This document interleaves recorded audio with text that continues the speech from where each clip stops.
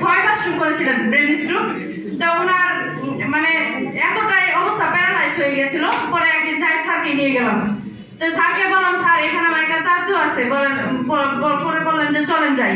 পরে গেলাম, যাওয়ার পরে চাচুকে জিজ্ঞেস করলাম যে ভাবি কেমন আছে, ওনার মার কথা। পরে উনি বললো যে না, আমার মার তো অবস্থা খুবই খারাপ, লিখি তুমি উপরে যাও। পরে গিয়ে ভাবির সাথে কথা বললাম, ভাবি বললো যে না, আমি বললাম যে ভাবি এমন এমন আমাদের ওষুধ আছে, মানে এরকম প্রোডাক্ট, আপনি খেয়ে দেখতে পারেন। পরে বললো যে না, জীবনে বহুত কিছু দেখছি, কত বড় বড় ডাক্তার, হাসপাতাল, কত কিছু গাইডাইছি, এটি বাদ দেন, এটি বহুত দেখছি। আমি বহুত কিছু দেখছেন, আমাদের প্রোডাক্ট আপনি খেয়ে দেখেন না, একটু খেয়ে দেখেন। পরে উনি খাওয়ার পরে ওনার যে ছিল, আপনার যে বিছানায় শয্যাশায়িত ছিল, উনি 9 দিনের মাথায় চেয়ার কমর ফেলে দিয়েছে।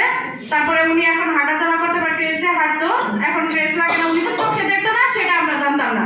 পরে উনি বলে যে আমি এখন চোখে দেখি, লিখি। আমি তোর জন্য এতটা দোয়া করি যে আমি আমার মেয়েদের বলছিলাম যে আমার জন্য জানালি খতম দেয়, আমি এই জীবন আর চাই না, আমি এইভাবে আর বাঁচতে চাই না। কারণ উনি বিছানায় সবকিছু করে, তারপরে খাওয়া দাওয়া ছেলের বউদের হাতে, এটা তো আসলে হয় না।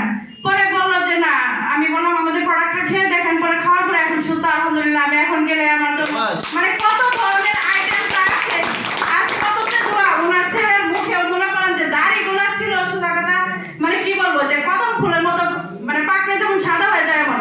এখন দেখুন যে 3 ভাগের 2 ভাগ ওনার দাড়ি মোছ কাঁচা, মানে কালো হয়ে গেছে। উনিও খুব ভালো করতেছেন। উনিও এখন ভিআইপি সুপ্রিম